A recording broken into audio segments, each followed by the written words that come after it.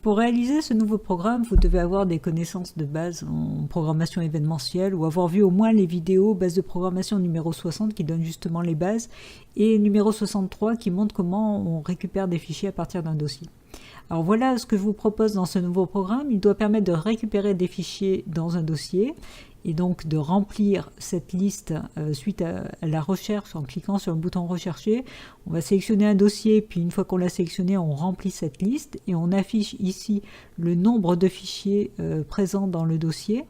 Et puis, il doit permettre, en cliquant soit sur ce premier bouton, la simple flèche, il permet de transférer le fichier sélectionné à gauche, de le transférer à droite, à condition qu'il ne soit pas déjà présent. Donc on vérifiera que le fichier n'est pas déjà présent dans cette liste.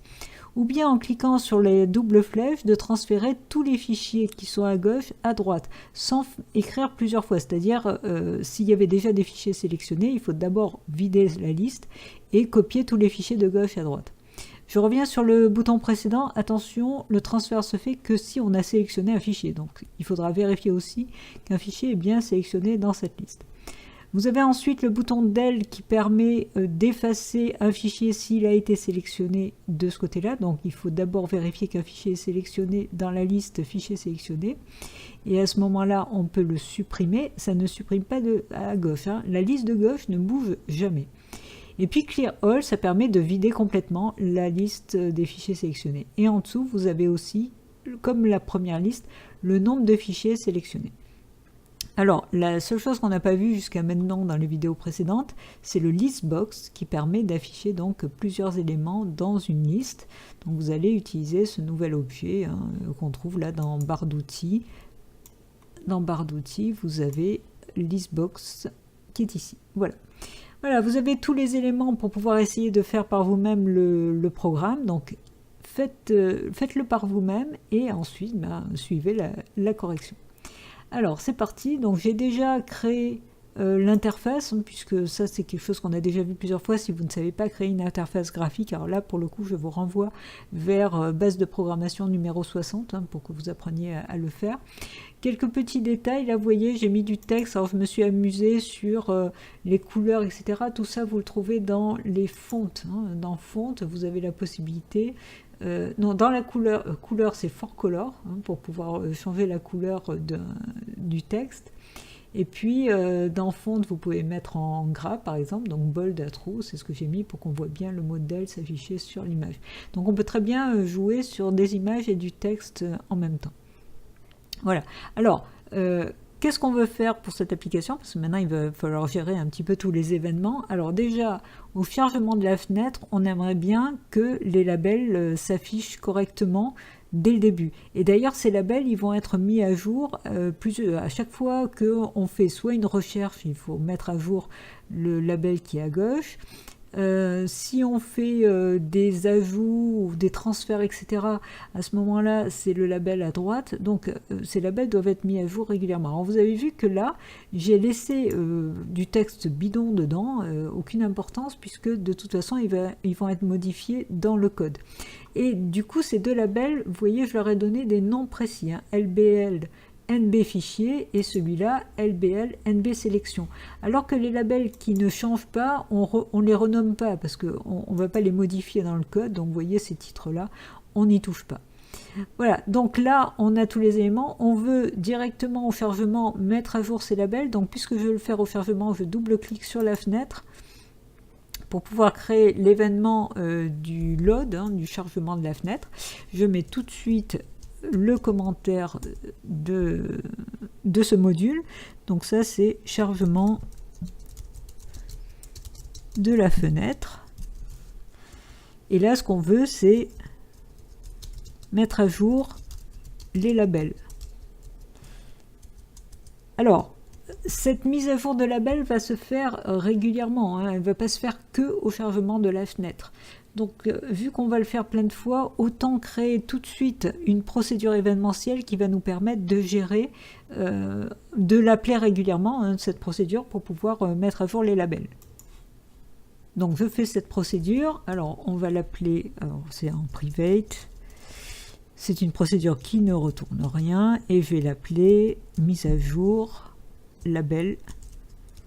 C'est les labels des nombres, hein. Donc label NB qui ne reçoit aucun paramètre. Et donc dedans, alors je mets tout de suite le commentaire. Donc mise à jour des labels de nombres. Alors, on va faire correctement ça, voilà. Donc là, le premier label c'est LBL NB fichier.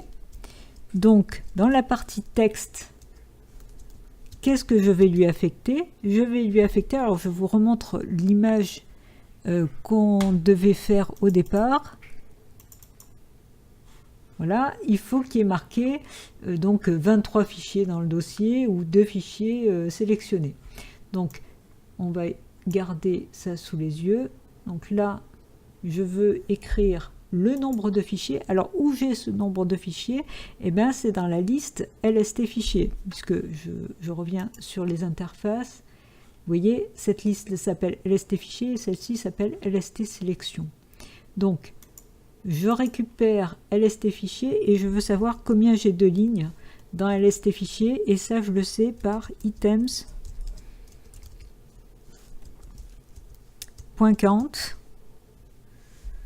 Alors je vois plus rien avec l'image, donc je le mets en petit. .count. Voilà. Donc là j'ai le nombre d'éléments du fichier. Je vais derrière lui ajouter la suite du texte qu'il y avait dans le label, c'est-à-dire fichier avec S entre parenthèses dans le cas où il n'y en aurait qu'un, dans le dossier. Et de même pour l'autre label, donc LBL MB sélection, la partie texte. Cette fois-ci, c'est la même chose mais avec LST sélection, items.count,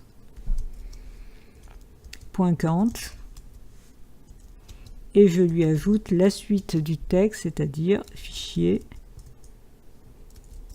toujours avec S, voilà, sélectionné.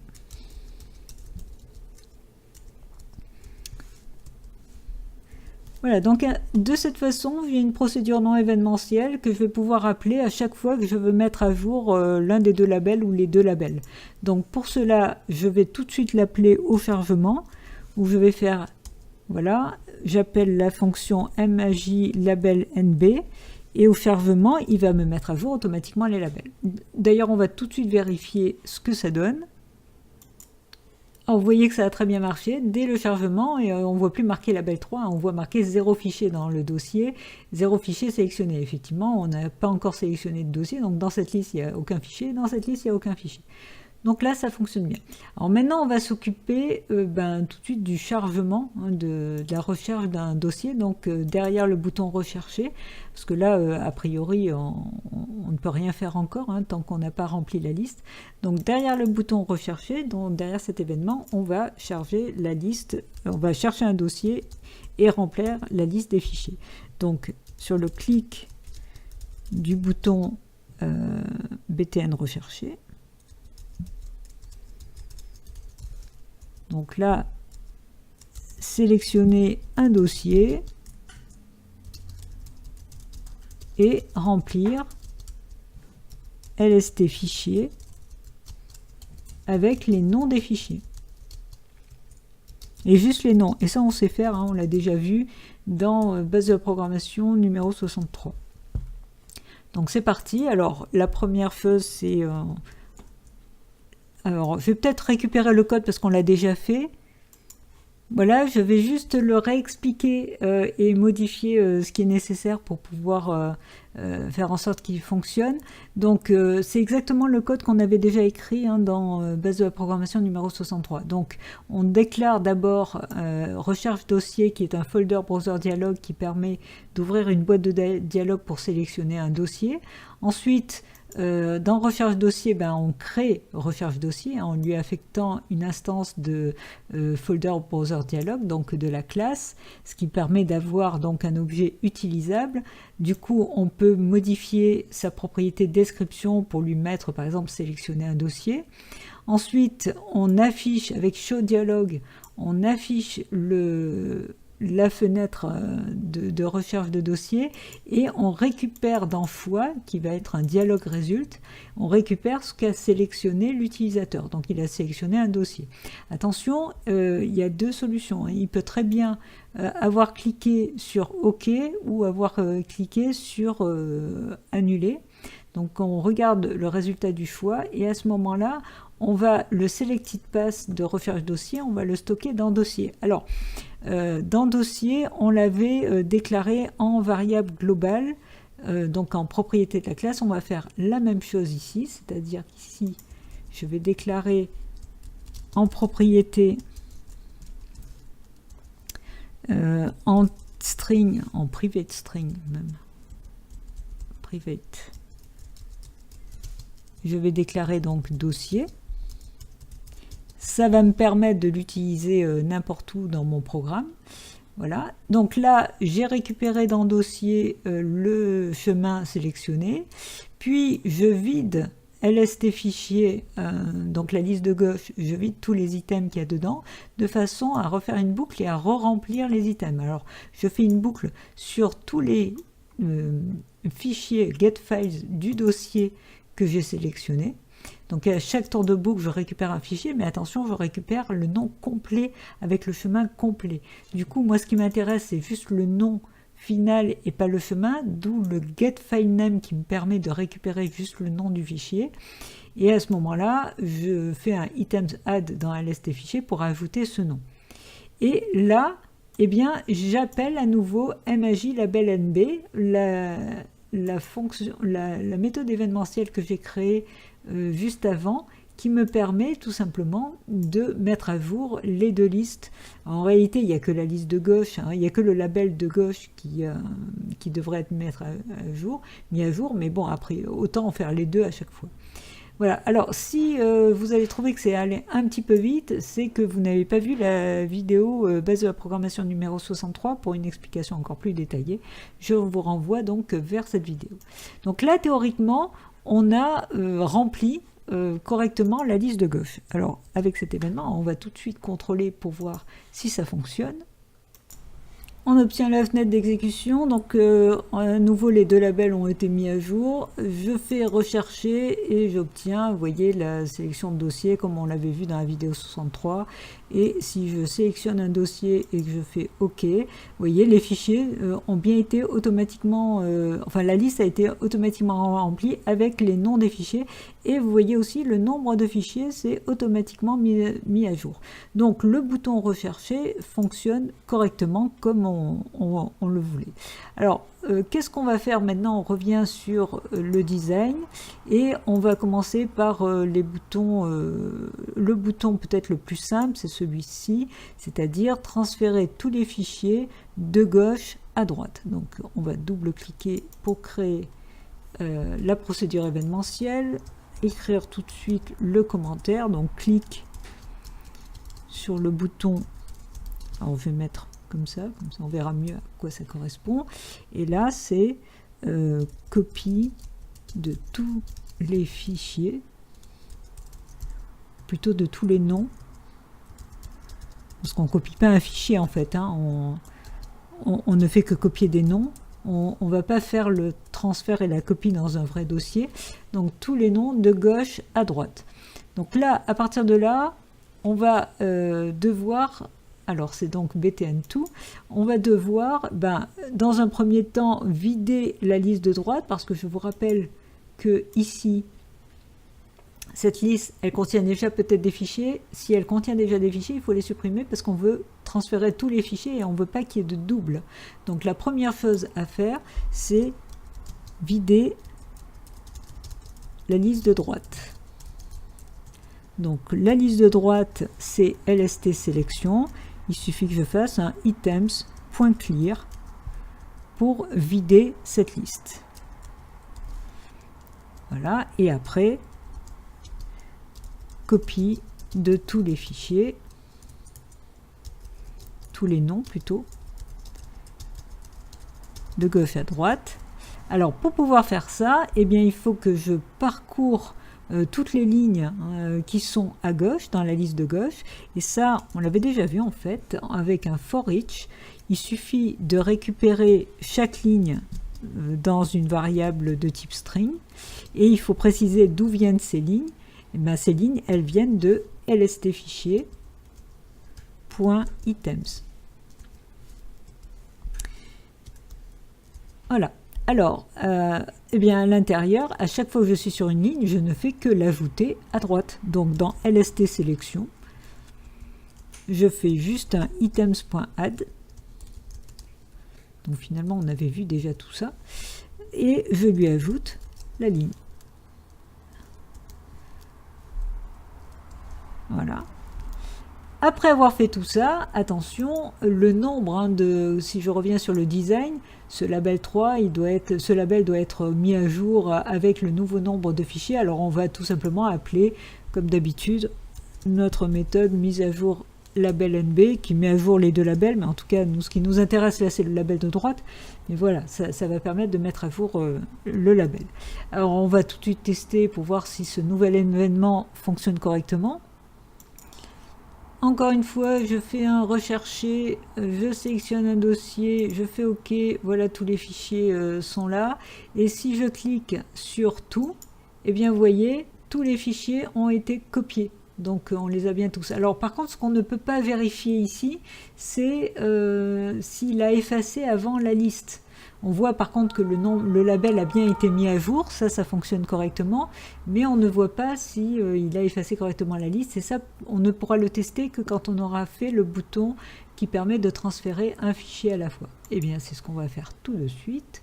Donc, je reviens sur le design, et cette fois-ci, on double-clique ici pour créer la procédure événementielle sur le clic de la flèche, et là, copie du fichier sélectionné. La condition qui est un fichier sélectionné, bien sûr. Et bien justement, donc la première chose, c'est qu'on va contrôler si un fichier est sélectionné, si un nom est sélectionné à gauche. Donc pour cela, il suffit de regarder dans lst fichier si le selected index vous donne l'indice de l'élément sélectionné. Et bien, s'il est supérieur ou égal à 0, ou s'il est différent de -1. En fait, il est égal à -1 quand aucun élément n'est sélectionné. Donc, si il contient au moins 0, alors on a bien un élément sélectionné. À ce moment-là, je vais regarder si le fichier n'est pas déjà présent dans la liste de droite. Donc, on va faire un autre contrôle. Contrôle si le nom n'est pas déjà dans la liste de droite. Alors, spontanément, on devrait partir sur une boucle. Comparer le selected item de la liste lst fichier avec tous les items qui sont dans la liste de droite. En fait, il y a un moyen plus court parce que on a dans lst sélection, on a une méthode qui s'appelle find string exact qui permet recherche le premier élément dans listbox qui correspond exactement à la chaîne spécifiée. Alors évidemment, ça nous évite la boucle, c'est beaucoup plus pratique. Et qu'est-ce qu'on recherche exactement comme nom? On recherche le nom qui a été sélectionné dans lst fichier, donc lst fichier.selected item. Alors selected item. Voilà. Alors attention, selected item, il ne va pas être content parce que il me dit argument 1, conversion impossible de l'objet en string, parce qu'un selected item, c'est carrément un objet. Donc il suffit que je fasse derrière un toString pour le convertir en string, et là, il va être content. Et non, il n'est pas content. Alors, c'est normal, parce que mon test n'est pas terminé. Là, il me dit impossible de convertir implicitement int en bool, parce que tout ça, ça me donne en fait un indice de la position où il aura trouvé l'élément. Donc, cette position, elle est à -1 si jamais, en tout cas elle est inférieure à 0 si jamais il ne le trouve pas. Donc si jamais c'est inférieur à 0, ça veut dire qu'il n'a pas trouvé l'élément dans la liste de droite, donc ça veut dire que je peux ajouter. Donc là, je vais faire l'ajout du nom dans la liste de droite. Et ça, on sait faire, il suffit dans LST sélection de faire un items.add et de mettre dedans le nom qui a été sélectionné à gauche, c'est-à-dire lst fichier .selected item. Alors selected, oula, item. Voilà. Et après ça, eh bien, effectivement, si jamais j'ai effectivement fait l'ajout, je mets à jour, comme d'habitude, MAJ, LBLN, label NB, de façon à ce que, vu qu'il y a un nouvel élément qui a été rajouté, hein, il faut pouvoir mettre à jour le label correspondant. Bon, eh bien, on vient de faire une nouvelle procédure événementielle, donc forcément, on va tester pour voir si elle fonctionne. Alors, je recommence une recherche pour sélectionner un dossier. Une fois que le dossier est sélectionné, si je prends un fichier en particulier et que je clique sur ce bouton, vous voyez, le fichier a été copié. Si je prends un autre fichier et que je copie, ça marche aussi. Si je reprends le premier fichier que j'ai copié et que j'essaye de retransférer, vous voyez, il ne se passe rien. Il ne me le copie pas une deuxième fois parce qu'il a vérifié que le fichier était déjà présent. Du coup, je vais refaire le transfert total, parce que vous vous rappelez, tout à l'heure, on avait transféré, là on a bien 2 fichiers sélectionnés. À gauche, on en a 65. Il ne faut pas qu'il me marque 67, hein. Il ne faut pas qu'il garde ces 2 fichiers au début. Et si je fais le transfert, vous voyez, il m'a bien effacé la liste et recopié tout le contenu de la liste de gauche. Donc là, ça semble bien marcher. Alors par contre, si du coup j'essaye de rajouter un fichier, alors qu'ils y sont tous, donc j'essaye, vous voyez, je suis toujours à 65, il refuse parce que la liste est complète, donc je ne peux pas transférer plus de fichiers. Voilà, alors, qu'est-ce qu'il nous reste à faire? On a fait les 2 boutons de gauche, il nous reste les 2 boutons de droite. Alors le del va permettre de supprimer un fichier qui a été sélectionné dans la liste de droite. Donc là, au niveau du commentaire, donc clique sur del. Et là, donc, suppression du nom sélectionné, sélectionné à droite, si sélection, hein, si on a fait une sélection d'un nom. Ok, donc là, ben, je contrôle d'un nom sélectionné à droite, hein, parce que s'il n'y a rien qui est sélectionné, je ne peux pas le supprimer. Donc je vais faire un if. Alors cette fois-ci c'est sur LST sélection. Je regarde s'il y a un selected index. Donc selected index, je regarde qu'il soit supérieur ou égal à 0. Donc c'est exactement le même test que tout à l'heure, parce que si rien n'est sélectionné, il vaut -1. Donc s'il y a bien un élément sélectionné, eh bien, suppression de cet élément. Suppression du nom sélectionné. Donc pour le supprimer, alors cette fois-ci c'est LST, toujours sélection, toujours items, pour accéder aux différents items. Et la suppression se fait avec un remove. Alors le remove, si on met un remove, il faut mettre carrément l'objet qu'on veut enlever. Si on prend remove at, il faut donner son index, sa position. Alors, on ne connaît pas l'objet, par contre on connaît sa position. Donc je fais remove at et sa position c'est selected index, c'est l'élément sélectionné. Donc lst sélection point selected index. Et là je vais supprimer l'élément qui a été sélectionné. Et encore une fois, je mets à jour les labels correspondants, hein, pour qu'ils soient correctement, qu'ils contiennent le bon nombre d'éléments sélectionnés. Voilà, alors nouvelle procédure événementielle, donc on va à nouveau tester. Je resélectionne un dossier, la liste se remplit, je vais transférer plusieurs fichiers. Alors vous remarquez qu'ils ne sont pas forcément dans l'ordre, hein, ils s'ajoutent à chaque fois à la suite, hein, de la façon dont j'ai fait. Voilà, et si je sélectionne un fichier de ce côté et que je fais del, vous voyez, il a été supprimé, et bien évidemment, quand on supprime dans une liste, tout est décalé automatiquement, hein, on n'a pas à faire un tableau. Donc ça, vous n'avez pas à le gérer comme on le faisait dans les tableaux avec les décalages, hein, donc tout se fait automatiquement. Si j'essaye de faire del alors que rien n'est sélectionné, rien ne se passe. Il faut vraiment que je sélectionne une ligne pour que le del fonctionne. Voilà. Donc là, notre procédure événementielle marche. Il nous reste à faire le dernier bouton, c'est le Clear All qui permet de vider toute la liste de droite. Donc là, je vais faire clic sur Clear All, vide la liste de droite. Voilà, donc là, là pour le coup ça va être beaucoup plus simple puisque bouton 1, alors attendez, là j'ai oublié de renommer un bouton, ça c'est un petit peu dommage. Donc ça va être l'occasion de voir effectivement un point intéressant de l'IDE. Donc évidemment, on ne peut pas renommer directement ici. Au niveau du design, par contre, on peut renommer, mais attention, si je renomme ici, donc je vais l'appeler BTN Clear, comme j'aurais dû l'appeler dès le début. Voilà.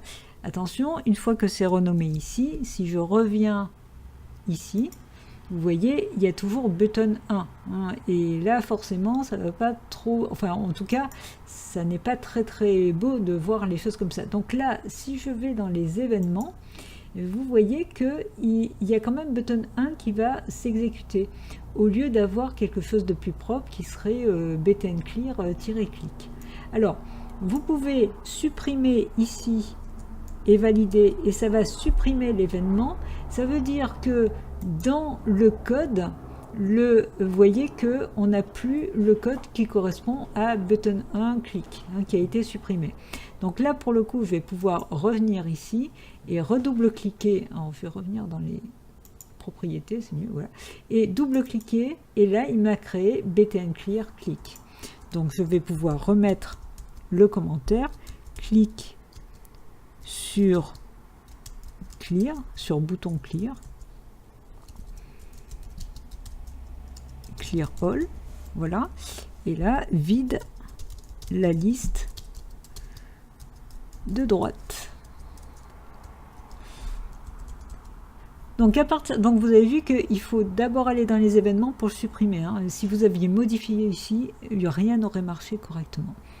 Ok, donc là pour vider, c'est très simple, il suffit d'appeler LST sélection items et qu'il y ait des éléments, c'est même pas la peine de vérifier qu'il y a un élément ou non, hein. Vous appliquez le clear et ça vide complètement la liste, on l'a déjà vu. Et bien évidemment, encore une fois, il faut mettre à jour les labels correspondants. En fait, c'est le label de droite, mais bon, il va mettre à jour les deux labels.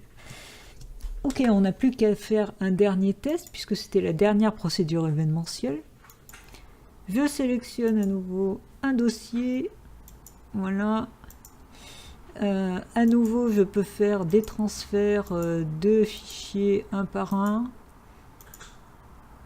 Voilà. Et puis, si jamais je fais ici que je supprime un fichier, il me supprime un. Si j'essaye de supprimer à nouveau, il ne veut pas parce qu'aucun fichier n'est sélectionné. Si je fais clear all, il efface tous les fichiers. Je vous rappelle aussi, on avait déjà testé le reste, hein, si je fais un transfert complet, j'ai bien le même nombre de fichiers à gauche et à droite. Là, je peux supprimer un fichier à la fois, je peux faire clear all, voilà, tout fonctionne. Petite application qui vous permet quand même de voir des choses intéressantes. Vous pouvez bien imaginer qu'après on peut s'amuser à copier des fichiers réellement dans un dossier sur le disque. On a déjà eu l'occasion de voir le contenu d'une image, on peut voir le contenu d'autres types de fichiers. Enfin bon, ça donne des possibilités assez larges, hein, d'applications que vous pouvez vous amuser à coder. Voilà, je vous dis à très bientôt et surtout n'oubliez pas de coder.